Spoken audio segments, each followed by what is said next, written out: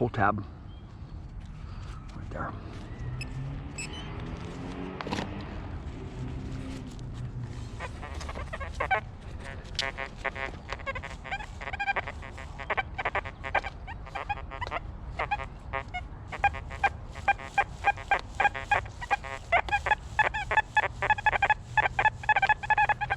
Somewhere.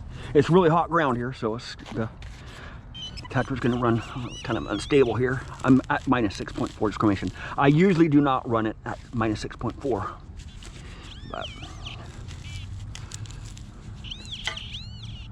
oh boy,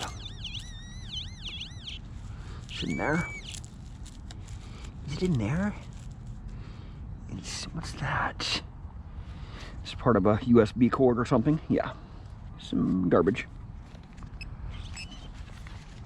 Some aluminum.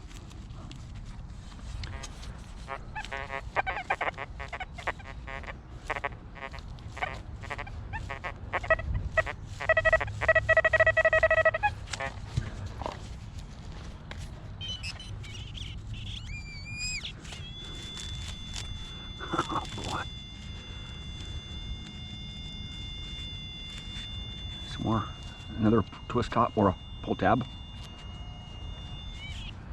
You can't set this pin pointer down anywhere, it's going to go off. The soil. All right. The soil's hot here.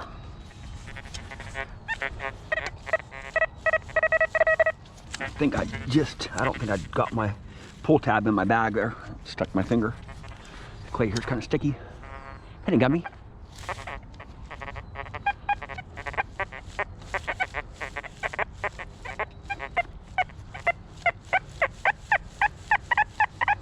Iron.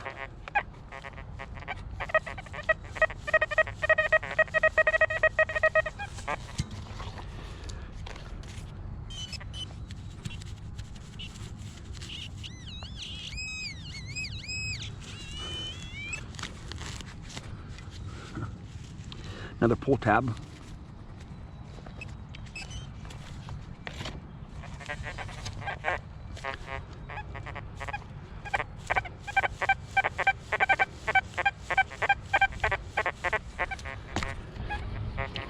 I'm going to reject here. Discriminate up higher here so I'm not getting so many crunchy tones there. I'll go to 33 here.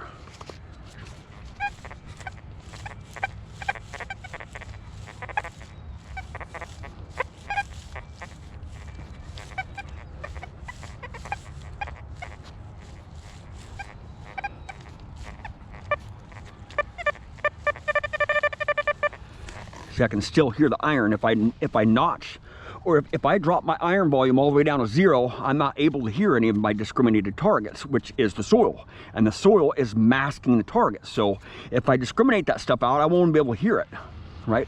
So I want to hear it. I want to have a higher iron volume here, or reject volume, whatever you want to call it. Discrimination volume.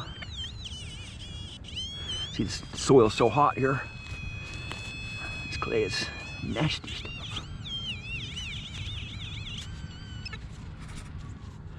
Right, if I do tune this pinpointer to the soil, I don't get any depth on it, right? I can put a coin right up next to it, it's not gonna hit it, right? Just up here. Come on, baby, bring it. Right there. It's a half a pull tab. Not.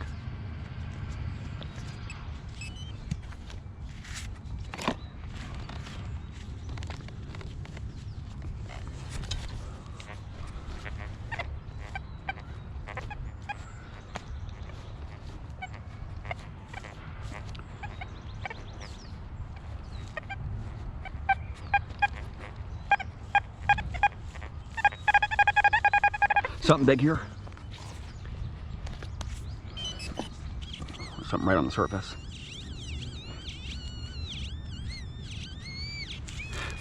Shut this pinpointer up. This thatch is really thick here too. Coin right there. Coin. Shield.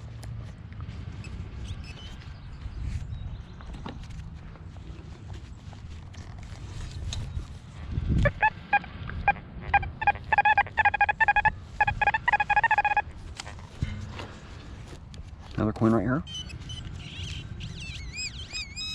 Right on the surface, just pop it right out, right there. Right there. Pink coin.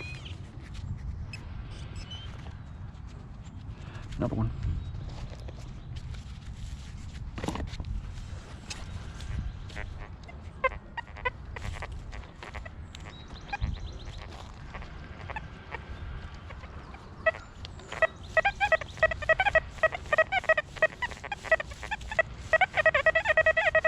Oh boy, it's really hard to pinpoint this one. The minerals really mess the tones up here on this machine when I'm in full tones here. Especially when I'm in square tones here. And pull tab.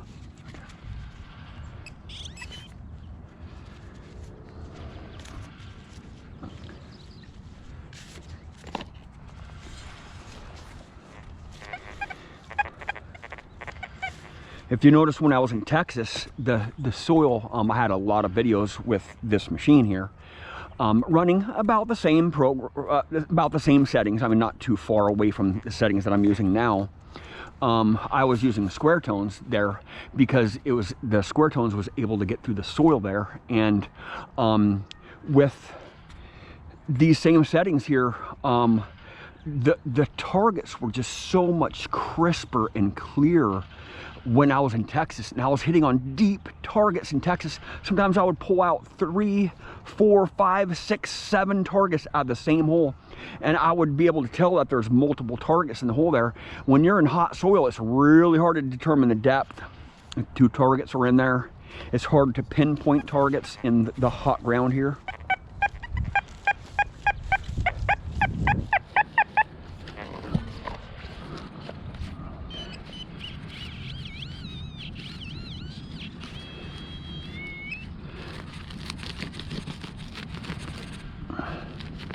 This one sounds kind of junky, like some big piece of canvas or something, kind of overload.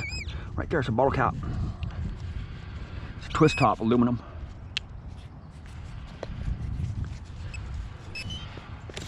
Believe me, I had my fair share of twist tops when I was in Texas. Thousands and thousands and thousands of them, man. It's crazy.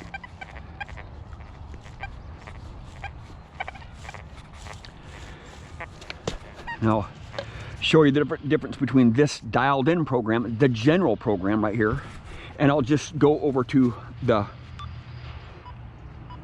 sensitive full tones program, having ground balance or anything here. All right, I'll just ground balance right here. This is the stock program right here. This is the difference between that and this program here.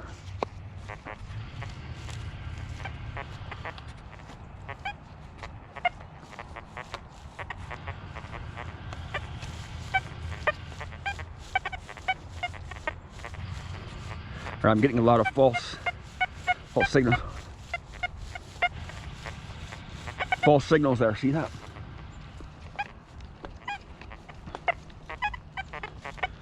See how that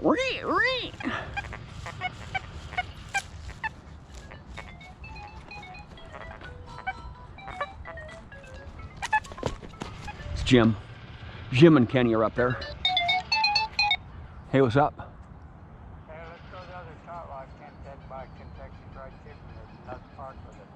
Okay, let's do it. Okay, bye. Jim and Ken are up there.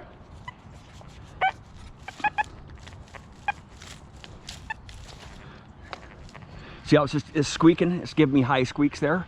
My auto response is up way too high. My reactivity is up too high in that stock program, and my sensitivity is up too high, right? In that stock program for this soil here. Not for right here, because right here there's no targets, right? I really didn't find anything in this open area over here. I was finding the targets back there, right? You gotta dial your detector in, man. Every site is different every day, man. The amount of moisture in the ground, how tall this grass is, right? Because they mow this grass. And if they haven't mowed it in a week, this grass is this much taller, right? So you have to have the different settings because you can't be close to the ground. And if after it rains, sometimes the gophers are bringing up stuff here too, right? They're moving the ground around, moving the ground. See the gopher holes? They're moving the soil around beneath your feet. See the little gopher holes here. See?